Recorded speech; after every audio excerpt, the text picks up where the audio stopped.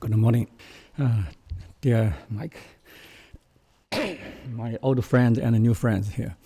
That's my big pleasure to introduce something happening in China in last decades. And basically, I'm a professor of innovation. So basically, when we talk about the industrial policy, in my view, specifically in China, we talking about the innovation-driven industrial policy. So that's my basic logic to evaluate Chinese policies. So actually, I use these three key words to leading my speech today. The first is the dynamism of the industrial innovation policy. Second is the inclusiveness and the coherence of industrial innovation policy, and current foresight and new orientations. So I will go directly to see the dynamics of Chinese industrial policy. Actually, China not just rising, used to be an empire in the East, and our industrialization actually started from the first Opium War. You see the British-France ally, and China was defeated, and in the 1840s. Since then, China started to learn from the Western to try to modernization its industries. But later on, China was defeated again and again. Since the middle of the 19th century to the middle of the 20th century, in this 100 years, China always defeated. No success. But anyway, after the Second World War, China is started to rising. So especially when we talk about the new China, that started in 1949. So we started to configuring our industrial infrastructures with the help from the former Soviet Union at a very high cost. But anyway, China had its industrial infrastructure. So after China opened the door, the reform started the end of 1970s. China had rethinking the future of China. So especially when we opened the door, we started to see the planning system following the former Soviet Union. That's a long way. So we're targeting for the market economy. So even though with the market economy, China have the maybe very special political systems in the world. So the central government dominating the whole development path. So since then, we could see that China started its 5 years plan since the beginning of the 1950s. So now we are conducting our crafting our 15th 5-year plan. So, but even though that's the 15th, we see the dynamics because the China developed with the reform so quick, and everything reconfiguring, especially we could see that. And also,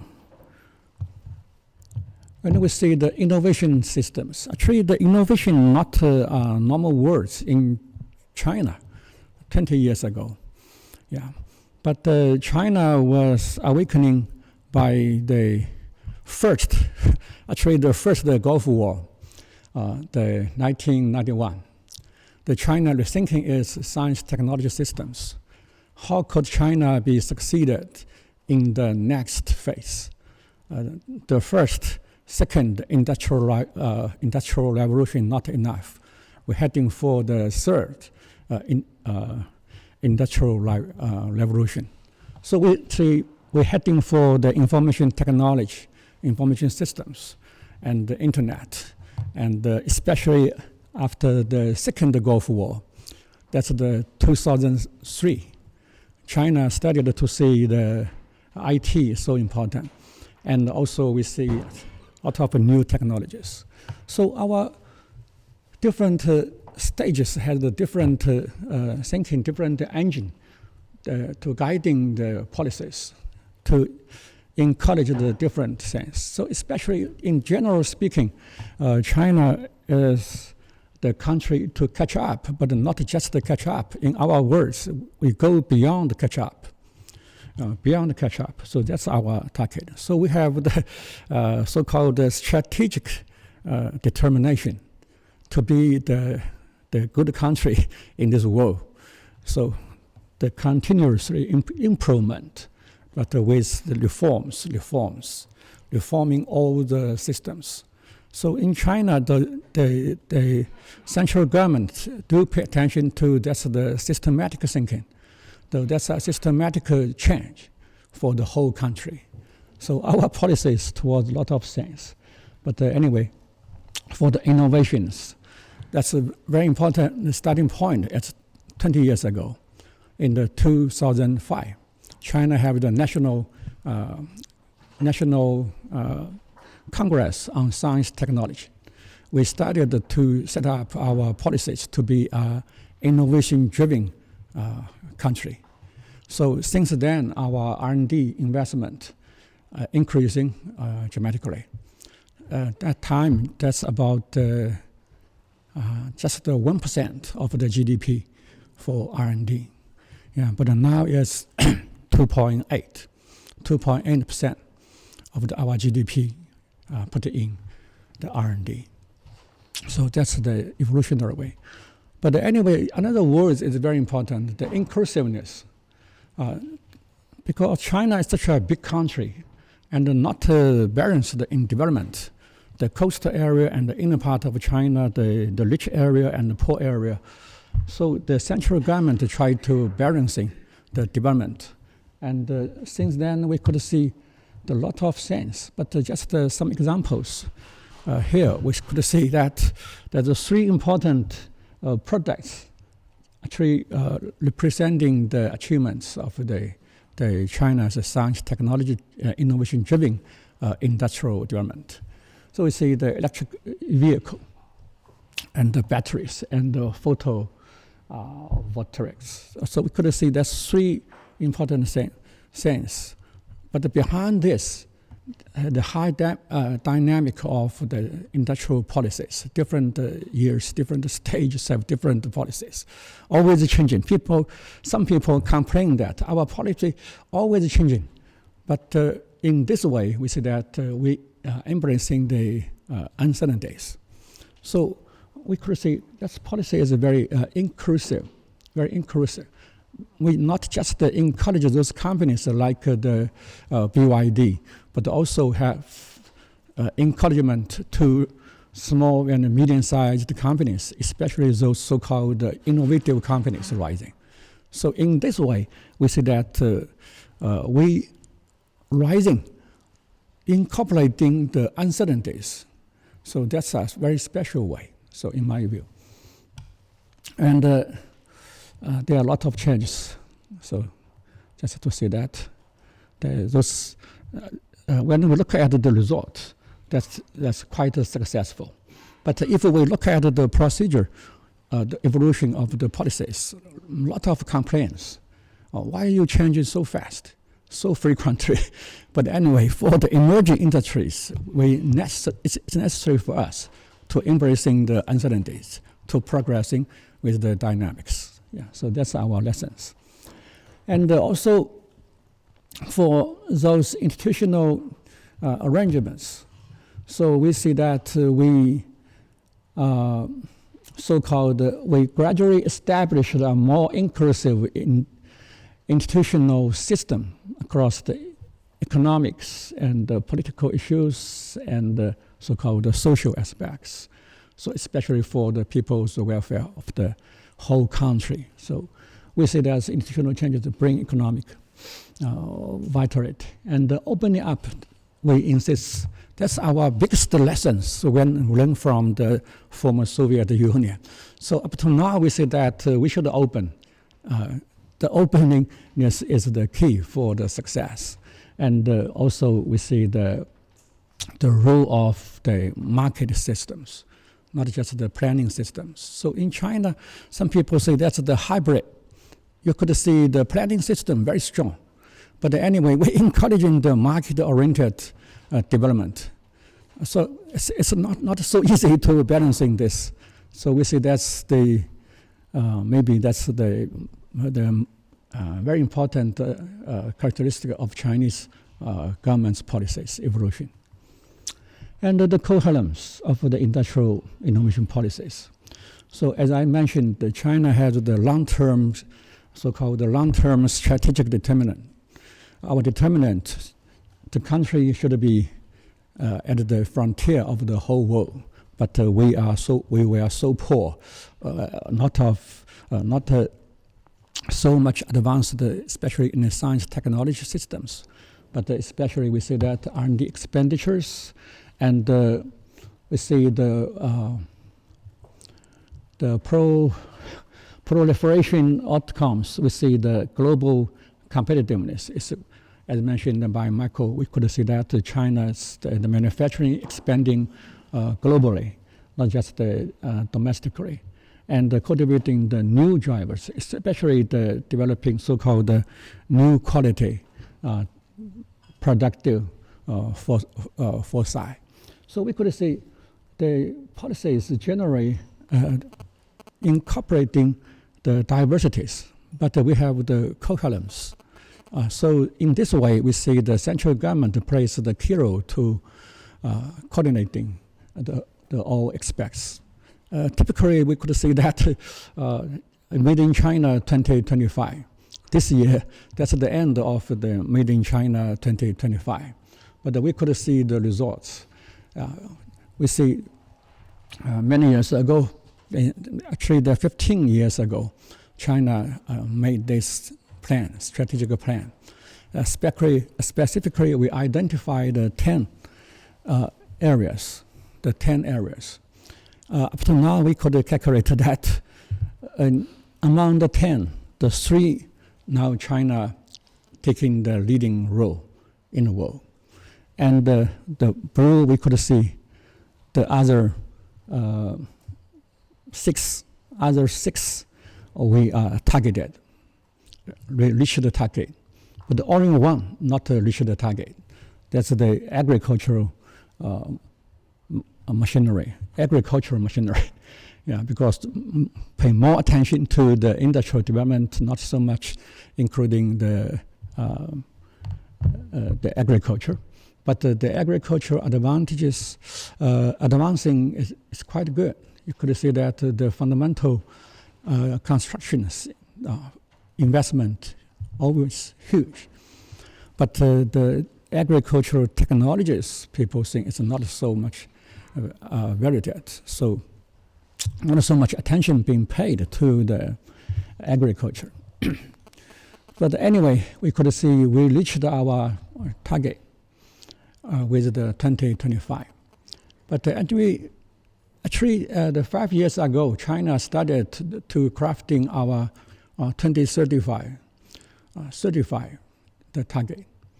Then many, basically maybe the 6 areas, including especially we see the biotechnology and the AI.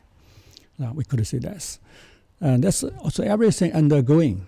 So recently, from the central government to the local government, we have different layers. All those government planning officials are very busy to crafting the next 5 years plan. So that's the things generally happening in China.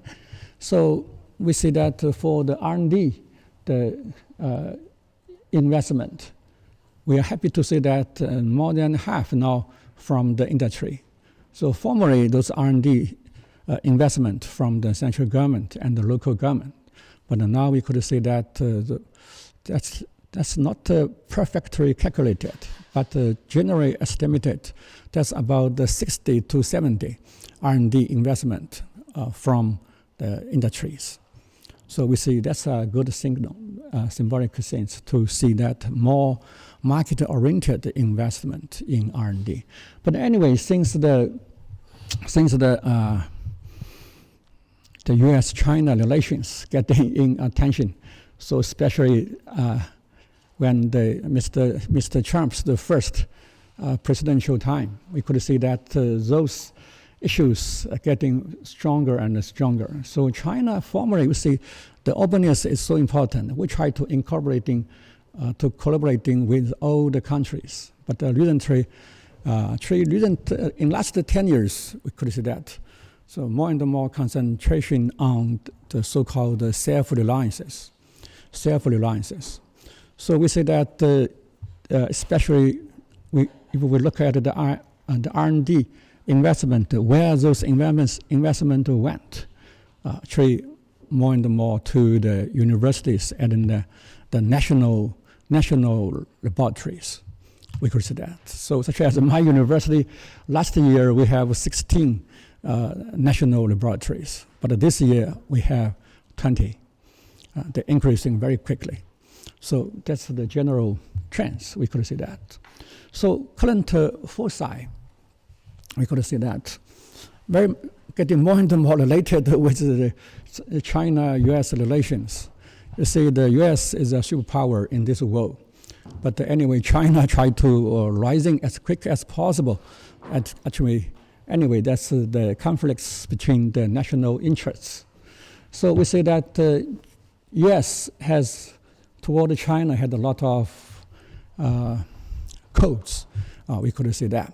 But in China also as the countermeasure. So we have our policies. So the policies getting more and more, the interactions between US and China, actually. That's the interactions. Yeah, but anyway, we see we have our long-term strategic determinant. So our target is still there. So we could see the domestic substitutions, the first issue. We substitute in the high-end products, high-end equipment, high-end science technologies, because those things formerly provided by US and other countries. But now we could see that we are facing the challenges. We should develop our domestic capabilities. And industrial upgrading is a very hard task. Because in Chinese manufacturing, most of them are the traditional manufacturings. We try to upgrade this, but that means the changing not just for the whole phase, but also in different layers, different areas. So especially for the employment, we are facing very serious challenges right now. And that's some countermeasures. You see the tariff war, and China meet the war with the US. Most significant thing is that we see the rare earth control. We could see something like this. But in my view, that's maybe just the temporal. We should pay attention to the much longer trends for it. And also AI. So AI is rising as the key strategic issues, not just for US, but also for China. So in China, we could say that US had the report to the Congress, and China has our own report.